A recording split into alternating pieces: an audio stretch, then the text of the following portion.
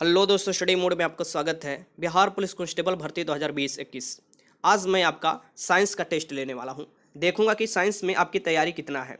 Total 20 question है और इसमें जो कट ऑफ निर्धारित किया गया है ये 15 मार्क्स किया गया है। इसके एक प्रश्न पर आपका 1 मार्क्स होगा। प्रत्येक क्वेश्चन को मैं पूरे विस्तार से बताया हूं। अगर ये वीडियो शुरू से लेकर अंत तक देखते हैं तो इतना हौफ लगाकर अपने दिमाग में रखिएगा कि 4 से 5 क्वेश्चन आपके एग्जाम में पक्का आएगा। ये लिख कर आज रख लीजिएगा कि 4 से 5 क्वेश्चन आएगा। और ऐसे ही वीडियो मैं हर सब्जेक्ट पर आपको प्रोवाइड कराने वाला हूं। अगर आपको अच्छा लगेगा तो कमेंट बॉक्स में यस लिखिएगा और बोलिएगा कि सर ऐसे ही वीडियो प्रोवाइड कीजिए, तो बीच बीच में ऐसे भी वीडियो मैं आपको देते रहूँगा। ये टेस्ट है और आपका साइंस में तीनों आ जाएगा। आपको जीव विज्ञान, रसायन विज्ञान और भौतिक विज्ञान तीनों से प्रश्न होगा और एक एक प्रश्न का बकायदा पूरा पॉइंट मैं समझा दिया हूं और उससे रिलेटेड जो भी क्वेश्चन आता है, ये जो भी क्वेश्चन है काफ़ी समय लगा है क्वेश्चन तैयार करने में, लेकिन इसका आपको डायरेक्ट बेनिफिट मिलने वाला है एग्जाम हॉल में। 4 से 5 क्वेश्चन तो पक्का समझ लीजिए कि आपके एग्जाम में यहाँ से आएगा ही आएगा। तो ईमानदारी पूर्वक सभी क्वेश्चन देखते हुए अपना कमेंट बॉक्स में रिप्लाई देना है कि आपने कितना स्कोर किया है, ठीक। और वीडियो ध्यान से देखते चलना है, इस बात को ध्यान में रखिएगा। तो चलिए स्टार्ट करते हैं। सभी प्रश्न विस्तार से आंसर के साथ मैं बताते चलूंगा। तो चलिए स्टार्ट करते हैं। क्वेश्चन है कि पारसेक किसकी इकाई है। देखिए आपके सामने क्वेश्चन है कि पारसेक किसकी इकाई है, ये आपको बताना है, ठीक। जो पारसेक इकाई है ये किसकी है, तो ये दूरी की इकाई है। दूरी की मापने की सबसे बड़ी इकाई में किसका नाम आता है, तो पारसेक का नाम आता है। ये याद रखिएगा। तो इसका आंसर क्या हो जाएगा, ए हो जाएगा, ठीक। आगे चलते हैं। यहाँ पर मैं आपको कुछ महत्वपूर्ण मात्रक बता दूं जो कि दूरी से रिलेटेड है, दूरी को मापने के लिए। जैसे अत्यधिक लंबी दूरी को मात्रक जो है ये आपको सबसे पहले आता है खगोलीय इकाई का। आप नाम सुने होंगे। खगोलीय इकाई क्या होता है, तो यह दूरी का मात्रक है और सूर्य और पृथ्वी के बीच के मध्य दूरी को खगोलीय इकाई कहलाता है, ठीक। अब यहाँ पर देख सकते हैं एक खगोलीय दूरी बराबर 1.495 इंटू 10 के पावर 11 मीटर होता है, ठीक। यहाँ पर देख लीजिए 1.495 इंटू 10 के पावर 11 मीटर होता है। दूसरे में आता है आपको प्रकाश वर्ष। प्रकाश वर्ष भी क्या है, दूरी का मात्रक है, दूरी की इकाई है। एक प्रकाश वर्ष में निर्वात में प्रकाश द्वारा एक वर्ष में चली गई दूरी को ही हम लोग क्या कहते हैं, एक प्रकाश वर्ष कहते हैं। जो कि मान कितने बराबर होता है, तो 9.46 इंटू 10 के पावर 15, 10 के पावर 15, यहाँ पर आप देख सकते हैं इसके बराबर ये मान होता है, ठीक। ये जरूर याद रख लीजिएगा। यही पूछता है कि एक प्रकाश वर्ष बराबर कितना होता है, 9.46 इंटू 10 के पावर 15, ये याद रखिएगा। आगे चलते हैं। तीसरा में सबसे बड़ा दूरी की इकाई होता है ये आपको पारसेक होता है, पारसेक, ये याद रखिएगा। 1 पारसेक बराबर क्या होता है, तो 3.08, याद रखिएगा 3.08 इंटू 10 के पावर 16 मीटर, ठीक। ये सबसे बड़ा आपको इकाई होता है दूरी मापने का। अब कुछ छोटा इकाई भी देख लेते हैं। यहाँ पर आप देख सकते हैं कि किलोमीटर में कितना होता है, 1000 मीटर होता है, ठीक। ये लंबाई को मापने के लिए है। 1 मील बराबर क्या होता है, तो 1 मील आपको समुद्री मील अलग होता है आपको, और जो ऐसे जो होता है जमीन वाला मील ये अलग होता है। जैसे 1.6 आपको किलोमीटर, 1 मील बराबर आप एग्जैक्टली इसको अगर बनाना चाहे तो ये हो जाता है आपको 1600 मीटर के लगभग बताया जाता है 1 मील, ठीक। एक नाविक मील बराबर अगर पूछे या समुद्री मील बराबर तो 1.8 किलोमीटर होता है। 1.852 यहाँ पर याद कर सकते हैं, या रफली 1.8 किलोमीटर की 1800 मीटर का होता है। एक खगोलीय मैंने बता दिया आपको, एक प्रकाश वर्ष भी बता दिया। यहाँ पर आप देख सकते हैं एक पारसेक जो है ये तो इतना होता ही है, पारसेक का इतना 3.08 इंटू 10 का पावर 16 मीटर। लेकिन अगर आपसे यह पूछे कि इसको दूरी में बदलकर मैं इसकी प्रकाश वर्ष में बताओ, तो प्रकाश वर्ष में 3.26 हो जाता है। एक पारसेक बराबर 3.26 प्रकाश वर्ष के बराबर होता है। यह भी क्वेश्चन पूछा गया था, ठीक। तो ये सभी क्वेश्चन कर लेना है। कल सुझाव काफी अच्छा आया, इसलिए मैं कुछ वीडियो में बदलाव किया हूं। सब लोगों ने बोला कि सर आप जो भी बताते हैं उसे वीडियो में जोड़ दिया कीजिए, उसे लिख कर जोड़ दीजिए कीजिए। हम लोग के सामने सब गुजरेगा और बताएंगे भी आप, तो आपका नज़र भी में हम लोगों का रहेगा उस पर, और आपका आवाज़ भी जाएगा कान में, तो इसे जल्दी से याद होगा। तो मैंने ये सुझाव को आपको इंक्लूड कर लिया है। अगर और भी कोई सुझाव है तो आप जरूर बताइएगा। 2-3 लोग बोल रहे थे कि सर वीडियो का लेंथ मात्र 20 मिनट रखिए, 20 क्वेश्चन है तो 20 मिनट, ठीक। तो ये भी मैंने सुझाव माना है। कोशिश यही रहेगा कि 20 मिनट ही लेंथ रखा जाए। दूसरा है कि प्रोटीन निर्माण का सक्रिय स्थल है। प्रोटीन निर्माण का सक्रिय स्थल क्या है। प्रोटीन का बहुत महत्वपूर्ण भूमिका होता है हमारे शरीर में, ये सभी लोगों को पता होना चाहिए। और प्रोटीन निर्माण की फैक्ट्री भी बोला जाता है, किसे, राइबोसोम को बोला जाता है। ये याद रखिएगा। 2 के आंसर क्या हो जाएगा, सी हो जाएगा, ठीक। माइटोकॉन्ड्रिया का ऊर्जागृह भी बोला जाता है। लाइसोसोम को क्या बोला जाता है, आत्महत्या की थैली बोला जाता है। ये सब याद रखिएगा। तो इसका आंसर क्या हो जाएगा, ये सी हो जाएगा। यहाँ पर मैं आपको बता दूं केंद्रक, केंद्रक को क्या बोला जाता है, केंद्रक का क्या काम होता है। कोशिका की समस्त क्रियाओं का नियंत्रण केंद्र जो होता है वो केंद्रक का ही होता है, काम होता है। कोशिका का समस्त क्रियाओं का जो नियंत्रण केंद्र होता है ये आप किसका होता है, केंद्रक का। जैसे हमारा मस्तिष्क का सभी क्रियाओं का नियंत्रण केंद्र मस्तिष्क से होता है मनुष्य में, ठीक, वैसी कोशिका में केंद्रक द्वारा होता है। माइटोकॉन्ड्रिया, माइटोकॉन्ड्रिया का नाम आप बार बार सुने होंगे, क्वेश्चन भी बनता है। तो कोशिका का शक्ति गृह बोला जाता है, या ऊर्जा हाउस, पावर हाउस ऑफ कोशिका बोला जाता है, ठीक। ये भी याद रखिएगा। आगे चलते हैं, लाइसोसोम। लाइसोसोम की क्या बोला जाता है, तो कोशिका की आत्महत्या की थैली बोला जाता है। लाइसोसोम को कोशिका की आत्महत्या की थैली बोला जाता है। क्लोरोप्लास्ट को क्या बोला जाता है, देखिए क्लोरोप्लास्ट को यहाँ पर क्या बोला जाता है, तो कोशिका का प्रकाश संश्लेषण केंद्र बोला जाता है। क्लोरोप्लास्ट को कोशिका का प्रकाश संश्लेषण केंद्र या कोशा के अंदर कोशा बोला जाता है। किसको, क्लोरोप्लास्ट को, ठीक। राइबोसोम आ गया, कोशिका का प्रोटीन संश्लेषण केंद्र कहलाता है, या कोशिका का प्रोटीन का फैक्ट्री कहलाता है, या प्रोटीन संश्लेषण केंद्र कहलाता है। कौन, राइबोसोम। क्रोमोसोम का जब नाम आता है दिमाग में खट देने आना चाहिए कि ये अनुवांशिक गुणों का वाहक होता है। अनुवांशिक, जैसे कि आपके पापा के मतलब हमारे पापा के हम में, या आपके पापा के आप में, या आपके दादा के आपके पापा में, आपके मतलब ऐसे जो जाता है अनुवांशिक गुणों का लक्षण, ये आपको क्रोमोसोम द्वारा ही जाता है। चलिए तीसरा क्वेश्चन आपके सामने है कि रक्तस्राव को रोकने के लिए आमतौर पर किस एल्युमिनियम लवण का प्रयोग किया जाता है। अगर मान लीजिए कि चोट लग गया, ठीक, चोट लग गया तो खून बहने लगा तो इसको रोकने के लिए डॉक्टर के पास आप जाते होंगे तो डॉक्टर इसका इस्तेमाल ज़्यादातर लोग करते हैं, या आप भी घर पर इस्तेमाल कर सकते हैं इसको रोकने के लिए। देखिए जो यहाँ पर सबसे पहले चारों ऑप्शन देख लीजिए, यहाँ पर चारों ऑप्शन आपके सामने है, ठीक। अब यहाँ पर मैं आपको बता दूं कि इसमें जो होता है, क्या होता है कि जो विटामिन के होता है वो ब्लड तो क्लोटिंग में काम करता है, ब्लड को जमाने के लिए। और अगर ब्लड निकलने लगता है, इसमें विटामिन के का इसमें महत्वपूर्ण भूमिका भी रहता है ब्लड जमाने में। अगर ब्लड निकलने लगता है, ऐसे आपको चोट लगता है, तो इसमें क्या होता है, पोटास एलम का महत्वपूर्ण भूमिका होता है, पोटास एलम लगाया जाता है, ठीक। तो ये तीसरा का आंसर क्या हो जाएगा, सी हो जाएगा, ठीक। क्वेश्चन नंबर चौथा देखिए कि जल की अस्थायी कठोरता किस कारण से होती है। जल की अस्थायी जो कठोरता होती है ये किस कारण से होती है, ये आपको बताना है, ठीक। जल की अस्थायी कठोरता जो होती है कैल्शियम और मैग्नीशियम बाइकार्बोनेट के कारण होती है। कैल्शियम और मैग्नीशियम बाइकार्बोनेट के कारण होती है, ये आपको याद रखिएगा, ठीक। तो इसका आंसर क्या हो जाएगा, बी हो जाएगा, बाइकार्बोनेट के कारण जल की अस्थायी कठोरता। 4 के आंसर बी हो जाएगा। क्वेश्चन नंबर 5 के परिस्थितिकी निम्नलिखित में से के बीच पारस्परिक संबंधों का अध्ययन है। जो परिस्थितिकी तंत्र बोलते हैं हम लोग, या परिस्थितिकी बोलते हैं, ये किसके पारस्परिक संबंधों का अध्ययन होता है, ये आपको बताना है। बहुत ही आसान क्वेश्चन है, सोचिए और लगाइए। तो जीव और वातावरण का, इसीलिए बोला जाता है कि अगर जीव को बचाना है तो वातावरण को स्वच्छ रखें। वातावरण में जैसे जैसे CO2 बढ़ रहा है, ग्लोबल वार्मिंग बढ़ रहा है, आपको पूरा वातावरण में आपको गर्मी हो रहा है, और जिसके कारण बाढ़ आ रहा है, जिसके कारण अकाल पड़ रहा है, जिसके कारण भूखमरी बढ़ रहा है, और लोगों की मृत्यु ज़्यादा संख्या में हो रहा है, गरीबी भी बढ़ रहा है, ठीक। तो इसको ध्यान में रखते हुए हमारा वातावरण भी शुद्ध रहना चाहिए, जिसके कारण जीव जंतु बढ़िया से फल फूल सकें, ठीक। तो 5 के आंसर यहाँ पर हो जाएगा सी। आगे चलते हैं क्वेश्चन नंबर 6 की कौन सी रक्त वाहिकाएं साफ रक्त फेफड़े से हृदय में ले जाती है। ये देखिए, ये आपके सामने पहले क्वेश्चन पढ़ लेते हैं। कौन सी रक्त वाहिकाएं, देखिए वाहिकाएं यहाँ पर साफ रक्त से, यहाँ पर देखिए साफ रक्त से हृदय में ले जाती है, ठीक। ये आपको क्या करती है, फेफड़ा से हृदय में ले जाती है साफ रक्त को।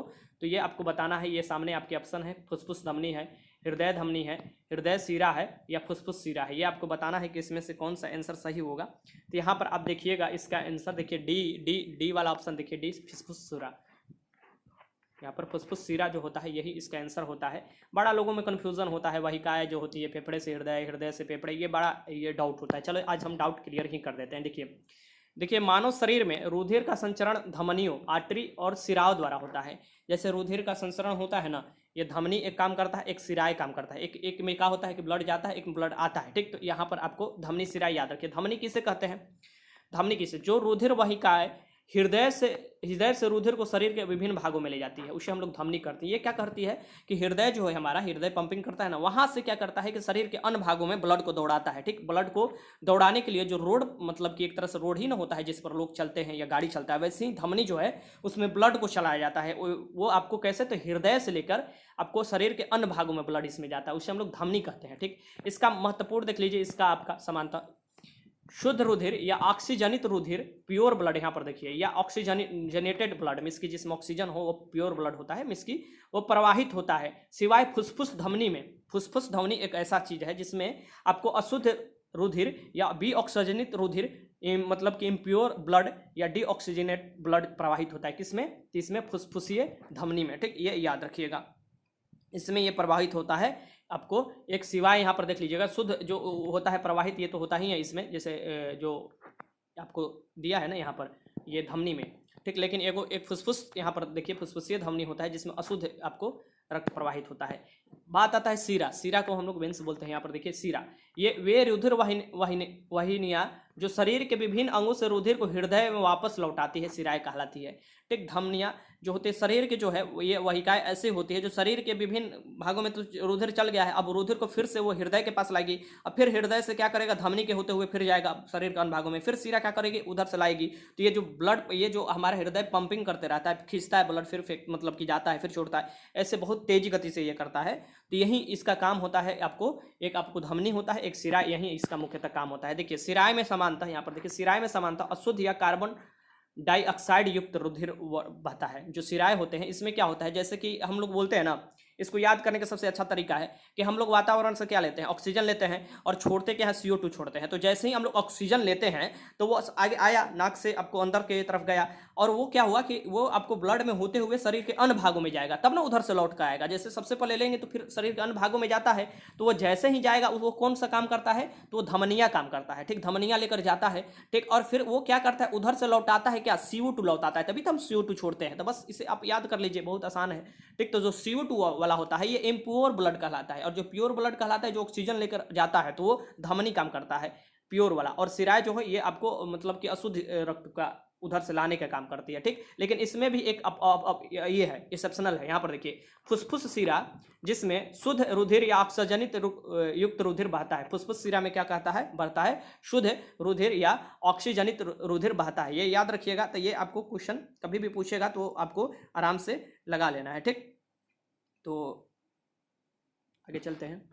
यहाँ पर देखिए धमनी रुधिर को हृदय से अंगों की ओर ले जाती है। ठीक, तो धमनी जब आपको ऑक्सीजन हम लेते हैं तो वो ब्लड में जाता है, तो धमनी क्या करता है, वो ब्लड जो है शरीर के अन्य भागों में फेंकता है, तो वो ऑक्सीजन जनित होता है, मीन्स कि उसमें ऑक्सीजन होता है, क्योंकि हम लेते हैं पूरा वायुमंडल से, और ये हृदय तक आपको ले जाता है, किसी हृदय से मतलब कि पूरे शरीर में, और शिरा क्या करता है कि पूरे शरीर से फिर हृदय तक लाता है। ठीक, तो उसमें CO2 मिल जाता है, तो वो आपको क्या होता है, इम्प्योर ब्लड हो जाता है। ठीक, धमनी लाल रंग की होती है, और जबकि क्या होता है यहाँ पर धमनी क्या होती है, लाल रंग की आपकी दिखाई देगी, जबकि शिरा गहरे लाल और आपको नीले बैगनी रंग की दिखाई देती है। ये याद रखिएगा, क्योंकि उसमें आपको CO2 होता है, इसीलिए नीले बैगनी रंग की दिखाई देती है। आगे चलते हैं।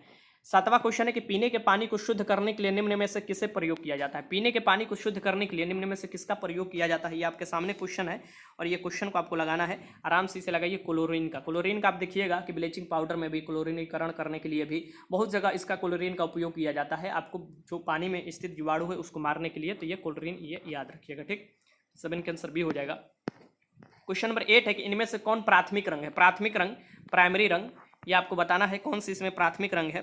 ठीक, तो ये क्वेश्चन लगाइए। क्वेश्चन नंबर 8 है, प्राथमिक रंग में देखिएगा तो एक नीला होता है, एक लाल होता है, एक हरा होता है। ठीक, तो ये क्या हो जाएगा, नीला लाल हरा जो होता है प्राथमिक रंग होता है, और यही मिलाकर रंग और भी बनाया जाता है। ठीक, तो ये सब आपको याद रखना है।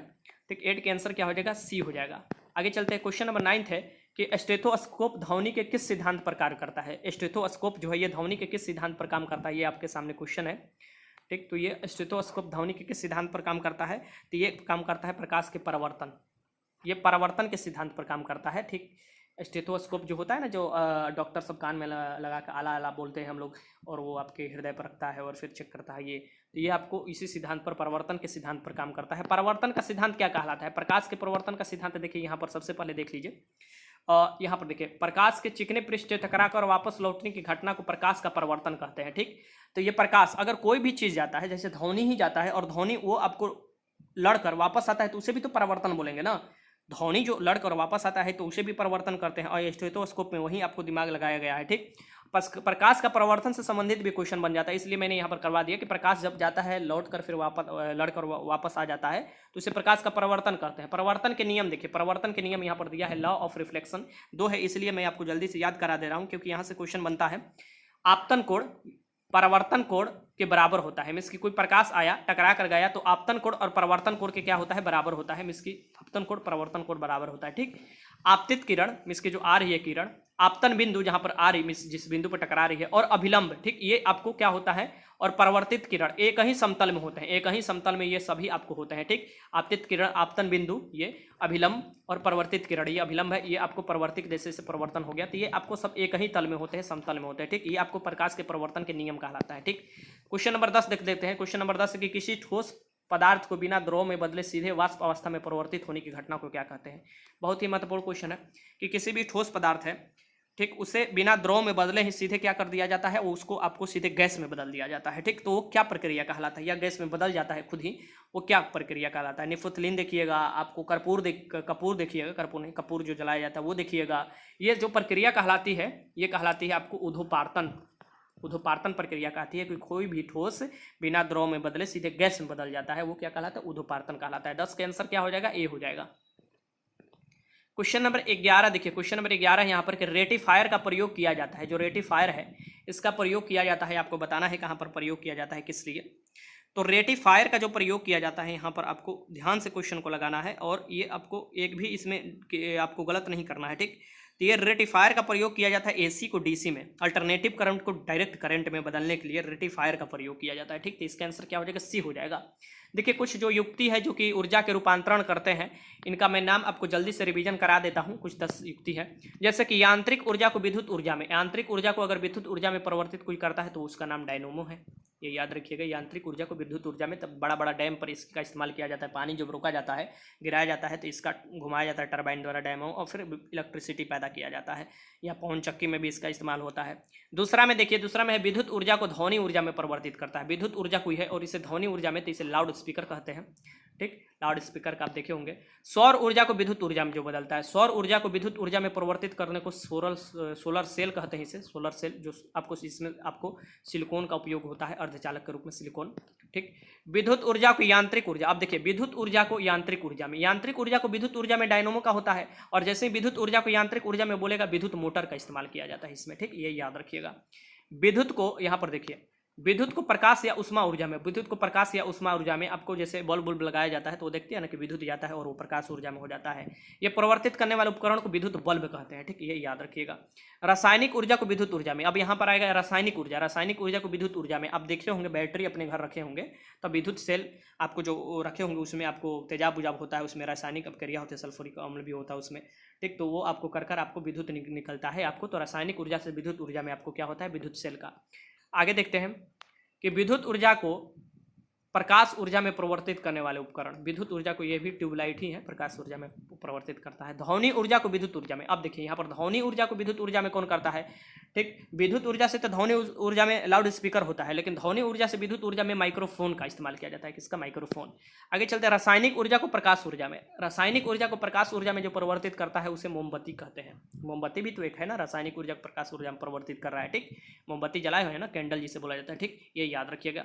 यांत्रिक ऊर्जा को ध्वनि ऊर्जा में परिवर्तित करता है, यांत्रिक ऊर्जा को ध्वनि ऊर्जा में परिवर्तित करने वाला सितार है। सितार, गिटार, ये सब जो बजाया जाता है, वो वाला जो है ये यांत्रिक ऊर्जा को ध्वनि ऊर्जा में परिवर्तित कर देता है। आगे चलते हैं, क्वेश्चन नंबर 12 है कि किसी परिस्थितिकी तंत्र में ऊर्जा का प्रवाह के बारे में निम्न में से कौन सी श्रृंखला सही है। किसी परिस्थितिकी तंत्र में जो ऊर्जा का प्रवाह होता है ये कैसे होता है, ये आपको बताना है। और ऊर्जा के प्रवाह घटते जाता है, 1/10 होते जाता है। यहाँ पर आप देख सकते हैं, पहले उत्पादक होता है, फिर उपभोक्ता होता है, फिर उपघटक। उत्पादक, उपभोक्ता, उपघटक के रूप में आपको क्या होते जाता है, तो ऊर्जा का प्रवाह होते जाता है। ठीक, ये याद रखिएगा, सही क्रम यही होगा। 12 का आंसर हो जाएगा सी। क्वेश्चन नंबर 13 है कि धोने का सोडा किसका प्रचलित नाम है। धोने का सोडा, खाने का सोडा, अलग अलग सोडे होते हैं। ठीक, इसका प्रचलित नाम पूछ देता है। ठीक, तो ये आपको आज क्लियर हो जाएगा पूरा कि ये कौन कौन सोडा होता है। इसका जो हो जाएगा, इसका आंसर आपको सोच कर लगाना है, और कोई भी गलत नहीं लगाना है आंसर। ठीक, क्वेश्चन अगर नहीं ये हो रहा है तो छोड़ दीजिए, क्योंकि अगर कोई भी एग्जाम में नेगेटिव होता है तो यहीं से प्रैक्टिस आपको करना पड़ेगा। सोडियम बाइकार्बोनेट को क्या बोला जाता है, तो धोने का सोडा बोला जाता है, सोडियम। ठीक, सोडियम कार्बोनेट आपको होगा, बाई नहीं, माफ कीजिएगा, सोडियम कार्बोनेट होगा। यहाँ पर सी हो जाएगा इसका आंसर, बाई नहीं होगा। ठीक, सोडियम कार्बोनेट को धोने का सोडा बोला जाता है। अब इसका मैं कुछ आपको ट्रिकली बता देता हूँ इसको क्या बोला जाता है। ठीक, यहाँ पर देखिए व्यापारिक नाम दिया है साधारण लवण, इसकी साधारण नमक जिसे बोलते हैं सोडियम क्लोराइड, NaCl। ठीक, ये तो आप जानते होंगे। खाने का सोडा जिसे हम लोग बेकिंग सोडा बोलते हैं, खाने वाला सोडा होता है ना, सोडा का बहुत इस्तेमाल होता है। जैसे कि लिट्टी को अगर ज़्यादा बड़ा करना है, फुलाना है, तो उसमें डाल दीजिए। गुपचुप या फुचुक्का जो खाते हैं उसमें इस सोडा का इस्तेमाल होता है फूलने के लिए। तो कोई भी चीज़ फुलाने के लिए आपको इसलिए सोडा का इस्तेमाल किया जाता है। ठीक, तो खाने का सोडा को हम लोग बेकिंग सोडा भी कहते हैं, जिसे सोडियम बाइकार्बोनेट कहते हैं। सोडियम बाइकार्बोनेट जो हो गया, ये आपको क्या हो गया, आपको खाने वाला सोडा हो गया। और सोडियम कार्बोनेट जो हो गया, ये धोने वाला सोडा हो गया। ठीक है, वाशिंग सोडा, धोने वाला सोडा। ठीक, सोडियम कार्बोनेट हुआ। ठीक, फार्मूला भी नीचे दिया हुआ है, आपको साफ साफ याद कर लेना है। सोडियम बाइकार्बोनेट के NaHCO3 होता है। ठीक, अब यहाँ पर सोडियम धोन सोडा का भी यहाँ पर दिया है, सोडियम कार्बोनेट। ठीक। अब यहाँ पर देखिए कास्टिक सोडा एक होता है, यहाँ पर कास्टिक सोडा जो होता है सोडियम हाइड्रोक्साइड होता है NaOH होता है, ठीक। Caustic soda. एक चिली सल्ट पीटर होता है, चिली सल्ट पीटर जिसे हम लोग बोलते हैं सोडियम नाइट्रोट को बोलते हैं, sodium nitrate NaNO3, sodium nitrate को चिली सल्ट पीटर बोलते हैं, ठीक। तो यहाँ से क्वेश्चन बनेगा जब भी लगा लीजिएगा। प्रकाश के विद्युत चुंबकीय स्वरूप की खोज किसने किया था? प्रकाश के विद्युत चुंबकीय स्वरूप की खोज किसने किया था ये आपको बताना है। आपके सामने ऑप्शन है, रूमर है, न्यूटन है, मैक्सवेल है और यंग है। यहाँ पर देखिए चारों ऑप्शन मैं आपको दिखा दे रहा हूँ, ठीक। तो ये जो हो जाएगा, इसमें जो 14 का आंसर हो जाएगा ये हो जाएगा आपका मैक्सवेल। ये याद रखिएगा, विद्युत चुंबकीय स्वरूप की खोज किया था, ठीक। अब यहाँ पर मैं बता दूं कि कुछ जो अलग अलग खोज किए गए हैं उनका नाम यहाँ पर आपको जानना जरूरी है, तो यहाँ से आपको मैं बताते चल रहा हूँ, ठीक। जल्दी जल्दी बता रहा हूँ, वीडियो काफ़ी लंबा हो गया। पहले गति के नियम जो दिया गया था, तीनों गति के नियम आपको न्यूटन साहब का नाम याद रखिएगा। दाब का नियम पास्कल दिए थे, ठीक।